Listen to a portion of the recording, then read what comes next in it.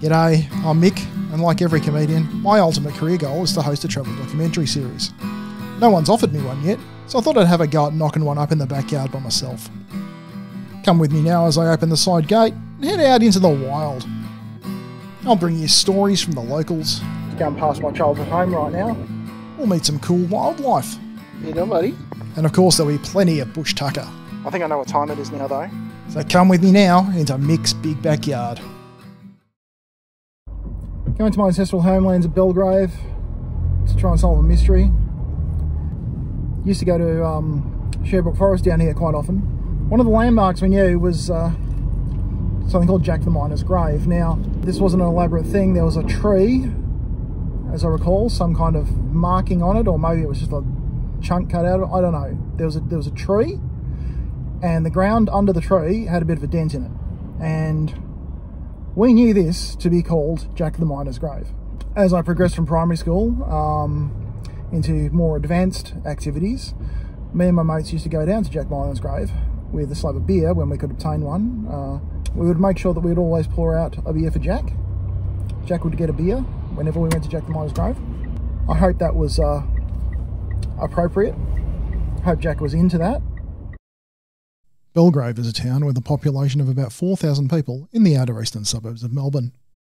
It is a popular destination for tourists, nature lovers, and people who fell asleep on a train. According to Wikipedia, it has no notable former residents and only one wizard. So I was reminded of Jack the Miner's grave relatively recently, and I thought, oh look, I should find out the story behind this. I should find out all about Jack the Miner's grave. Just going past my childhood home right now. That doesn't feel weird at all. Turned to the internet. I asked the internet, tell me everything about Jack the Miner's grave, and found absolutely nothing. There is no marking for this on any map.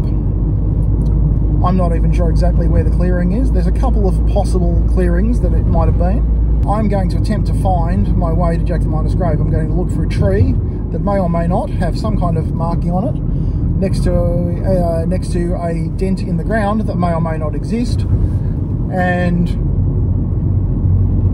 I don't know what happens at that point. My best mate in primary school lived down here at one point. If you're seeing this by any chance, Scott, give us a yell. I'm starting out today by taking the Paddy track from Nation Road and around to the east where it meets the Newman track. There are a couple of big open spots up there that look like they might be the place I'm thinking of. Don't know if I'll come through, you might be able to hear Puffing Billy behind me. This is all new. Well, it's new to me, it's obviously been here for a while. This is absolutely a walk I have done many times coming down here. As a kid, probably would have run very quickly. Well, I absolutely recall a bridge down here. I do not recall that bridge.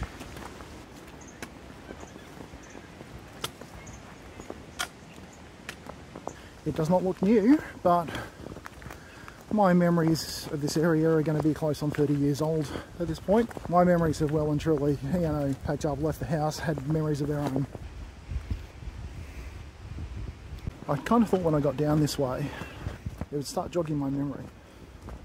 I start going, oh, I remember that bit, oh, I remember that bit, I remember turning around here. Not a thing. Not a damn thing.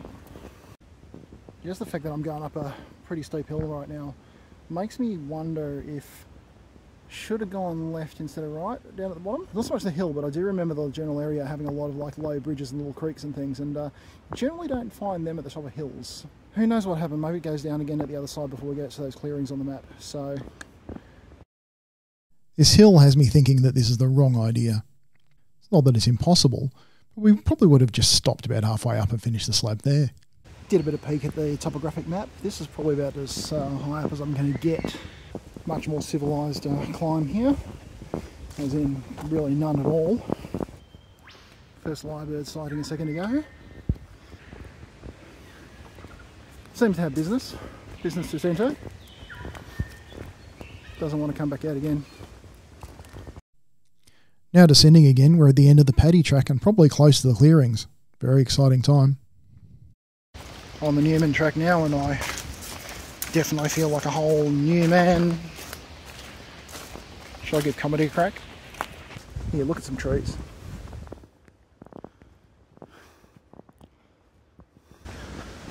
Certainly looked like a fun guy back there. Yeah, I'll stop. Doesn't this look like a cosy little spot?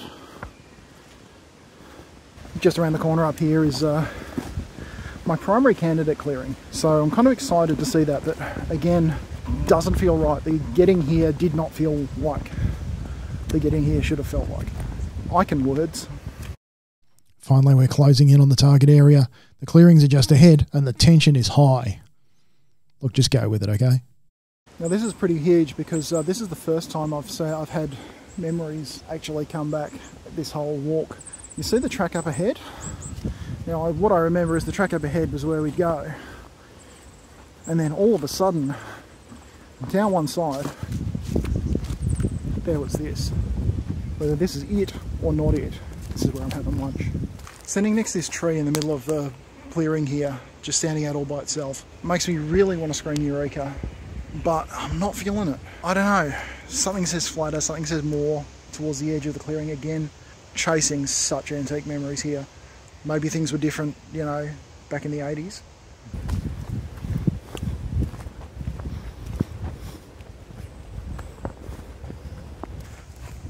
That tree's tugging at things a little bit, but I'm not feeling it. I'm not calling it. I mean, what I remember as the edge could no longer be the edge. Maybe the edge is now like deep in there, and it's pretty funny if I'm unable to see the tree for the forest. And there we go, downhill at the back. Lots of single trees. The one from before is catching my eye, but again, I'm still not calling it.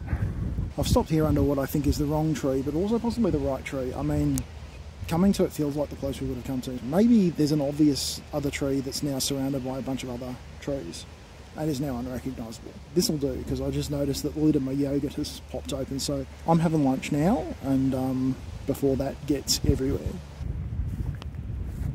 Hello, mate. Started raining now, just lightly. But it's cold, the wind is crappy and bitey, it's drizzly. I can't find Jack. I think I'm going home. It's been a worthwhile trip. Maybe we'll come back in a few months and try again when it's a bit more summery. Something a tribute to my current favourite bushman. If you're familiar with Scotty's Gone Walkabouts, goes all over the shop, it's great.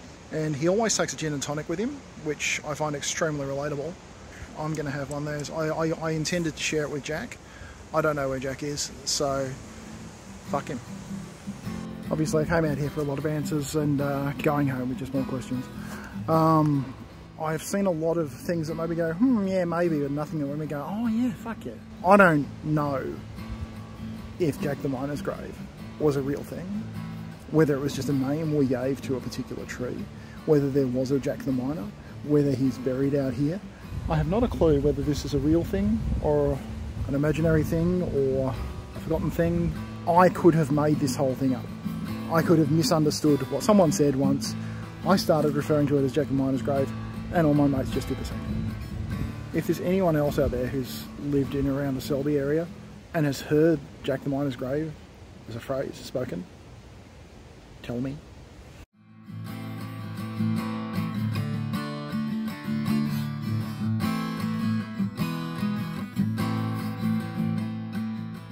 Look, obviously we didn't get a lot of satisfactory closure on the Jack the Miner expedition. What I've done is to come back not far from Notion Road to Selby Primary School. There's a historical artefact there that I think we should all see. We hear a lot about the great explorers of our time, but I don't think enough credit is spoken of the two brave young lads in approximately 1982 who launched an expedition to the eastern boundary of Selby Primary School, into the unexplored grasslands, discovering as they did the tap that apparently controlled the entire school's water supply, giving a bit of an experimental twizzle in the name of science. Glad to see this has now been protected and enshrined. I don't think the boys realised at the time how immediate the effect of turning off the water supply to a school would be. But the alarm went up very rapidly. The young lads did not receive the hero's welcome that they deserved. I think it has been kept quiet for quite some time, possibly until now.